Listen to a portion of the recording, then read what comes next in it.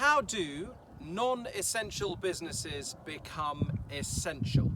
That is the question. So it's all about language. Lots of people set to open up on the 12th of April have been told that they're non-essential. Now, if you consider Maslow's hierarchy of needs, nearly everything is non-essential apart from shelter, food, warmth, water. However, mankind now has lots of needs and wants. And if we think of retailers particularly opening up on the 12th of April, what is it that they can control to make themselves more essential?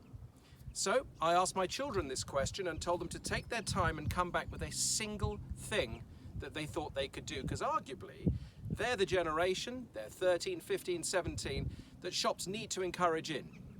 And unanimously, it was something that I didn't expect. They said simply, they need to be more enthusiastic.